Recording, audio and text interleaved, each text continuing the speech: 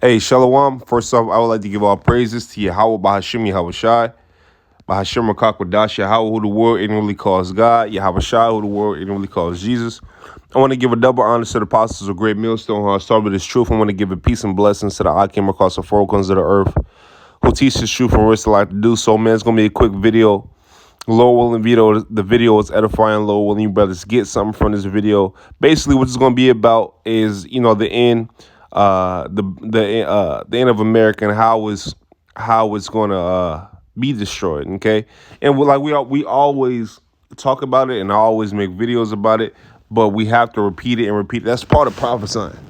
Okay, part of prophesying is to say what's going to happen before, and we believe these things to be true because it says it in the scriptures, and we map it up to what, we use it, we map it up to what we believe through what we see as far as on the news or as far as, on TV, as far as on via social media or whatever, to map out the prophecies, man. And you got to understand, in the times of the end, in the end of every wicked generation, in the end of every wicked kingdom, every wicked society has been destroyed, and it has not been able to last. That proves that the Lord is real as well. Okay, but this particular kingdom that we're in now, which is the worst kingdom, right? Which is, the bottom of that statue. Okay, that Daniel was talking about. This kingdom here is going to be destroyed with thermonuclear missiles, man. Now, it doesn't say thermonuclear missiles in the scriptures. It don't say that, okay? But, because there wasn't a word for no missile back then. But through looking at it, through hearing and allowing the scriptures to describe what it's going to be like, it has to be missiles, okay? Nothing else. And I'm going to prove it right now. We always do. But let me grab these scriptures right here. This is 2 Ezra 16, and I'll start at 12. It says, the earth quaketh, and the foundations thereof, the sea ariseth up with waves from the deep, and the waves of it are troubled, and the fishes thereof also before the Lord Yahweh, and before the glory of his power. And I'm going to go to 13. It says, for strong is the right hand that bendeth the bow. His arrows that he shooteth are sharp, and shall not miss when they begin to be shot into the ends of the world. Okay, now, for strong is the right hand that bendeth the bow. Okay, his arrows that he shooteth are sharp. So we're talking about arrows being shot, right? It said his arrows that he shooteth are sharp and shall not miss when they begin to be shot into the ends of the world. Now, who and what can shoot an arrow from one part of the earth to the other part of the earth? A man can't do that, and we know that. Okay, a man can't do that, and we know that. Okay, so now we understand that an arrow is going to be shot from one part of the earth to the other part of the earth. Okay, then now let's see what's going to happen after that. This is 14. It says, behold, the plagues are sent and shall not return again until they come upon the earth. Okay, the plagues. Okay, so this arrow is a plague. Now, 15, it says, the fire is kindled. Now, kindled means start. Okay, to start. Like if I want to kindle a fire, I'm going to start it. I'm going to get some wood so I can kindle a fire. Okay, the fire is kindled and shall not be put out till it consume the foundation of the earth. Okay, now these arrows that was shot from one part of the earth to the other part of the earth is going to start a fire. That sounds like a bomb to me, or a missile to me. Okay, it says, like as an arrow which is shot of a mighty archer returneth not backward, even so the plagues that shall be sent upon the earth shall not return again. Woe is me, who will deliver me in those days, the beginning of sorrows, great mournings, the beginning of famine and great death, the beginning of wars, and the powers shall stand in fear, the beginning of evils. What shall I do when these evils what shall I do when these evils shall come?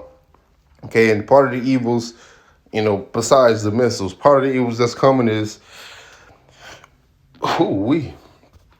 it's Jacob's trouble.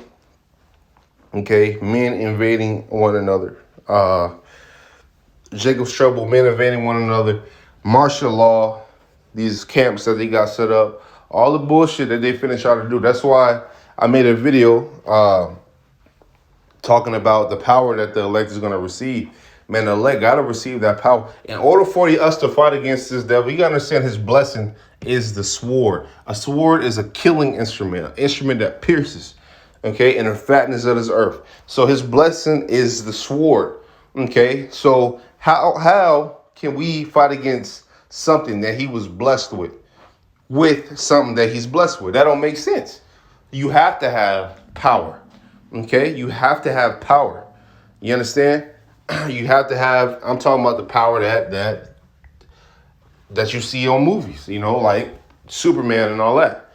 Okay, you have to in order to fight. Okay, I'm gonna go down. This is gonna explain a little bit about the times that's coming. To 2 Ezra 16:21, it says, "Behold, victory shall be so good, cheap upon earth, that they shall think themselves to be in good case, and even then shall evils grow upon the earth, sword, famine, and great confusion. For many of them that dwell upon earth shall perish of famine, and the other that escape the hunger shall the sword destroy, and the dead shall be cast out as dung, and there shall be no man to comfort them, for the earth shall be wasted, and the cities shall be cast down.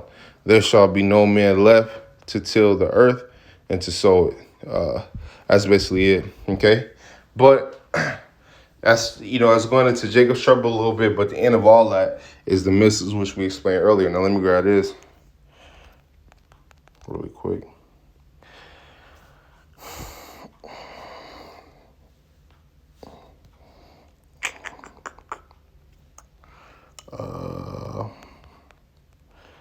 No, I know where it's at.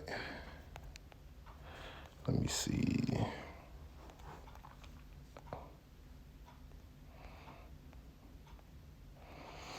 Right here. This is Zechariah 14:12. It says, "And this shall be the plague wherewith the Lord Yahweh will smite all the people that have fought against Jerusalem." Now, who's all the people that fought against Jerusalem? Well, all the heathens fought against Jerusalem. So you got some of the 2/3 that fought against, that fought against the elect, or the 1/3, but mainly the the heathens, right? The heathen nations, because the scriptures tell you that these heathen nations are confederate against us. So with them being confederate against us, that means they're grouped up and teamed up to bring us down, okay? And they wanted they wanted to take our name away from us, man. And they did for a period of time, but that's how we know we in the end times, because we got our name back and we're present in the land of our captivity, which this is a book of prophecy. If you read in Baruch, it tells you, Baruch, the 4th chapter tells you, or the 2nd chapter, one of those two, it tells you in the land of our captivity, we will remember the Lord's name, man. Okay, it says, "And this shall be the plague wherewith the Lord Yahweh will smite all the people that have fought against Jerusalem. Their flesh shall consume away while they stand upon their feet, and their eyes shall consume away in their holes, and their tongue shall consume away in their mouth." Okay, now what does that? Okay, an instrument that will burn the hell out you, man. This is Malachi 4:1. It says, "For behold, the day cometh that shall burn as an oven, and all the proud, and all that do wickedly shall be stubble, and the day that cometh shall burn them up, saith the Lord Yahweh of hosts, that it shall leave them neither root nor branch," man. Okay, so it's a day coming. It's a day coming to where they're gonna these people it's gonna burn. Okay, and we already, the first scriptures I got, what's gonna make it burn? Those nukes. Okay, let me get this.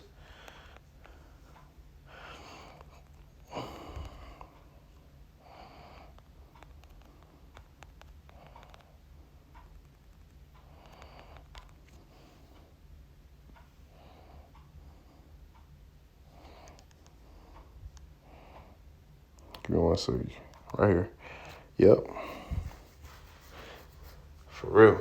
This is Revelations 18. Goodness, hey, Revelations 18 is a cold chapter, because it'll make you give you chills almost, because this, you gotta understand, America's called Babylon, the virgin daughter of Babylon, Egypt, Sodom and Egypt. This place has many names, and those names represent Babylon represents confusion. Okay, Egypt represents captivity.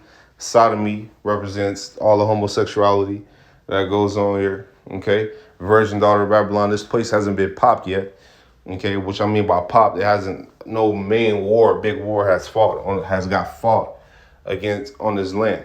Okay, so this is the biggest whore that ain't never been popped, but it's gonna get the ultimate popping through those missiles. Because if you're reading Revelations, like we always say, you read in Revelations, the 8th or 9th chapter with John, he explained what he saw when he was seeing those nukes being shot. He explained what he saw. So prophets back then sound crazy until shit happens. So we're gonna sound crazy to the ones that's not in the know until the shit start to happen. So you people can laugh, you can do whatever you want to do. You can mock, scoff, whatever the fuck you want to do, you can do that. But when shit get real. Because the same shit we've been saying 3 or 4 years ago, since I've been in the truth, right? Now it's starting to come to pass. Now people are starting to get their act together. Now people say, oh yeah, The same people who was making fun of you and downplaying it is all of a sudden now trying to hop on the bandwagon like they've been in it, Like they put in 3 or 4 years or however many years, 30 years, 20 years, 10 years, 15 years of their life into this, okay? So, and remember that the Lord say, the Most High is not unrighteous to forget our labor of love. So, nigga, if you ain't been putting in no work, but you've been clowning, or you've been a keyboard warrior, or you've been scoffing against something that you didn't believe, that's your ass. Okay, this is Revelations 18. Now, I ain't gonna read this all, but you can read Revelations 18. This talks about America.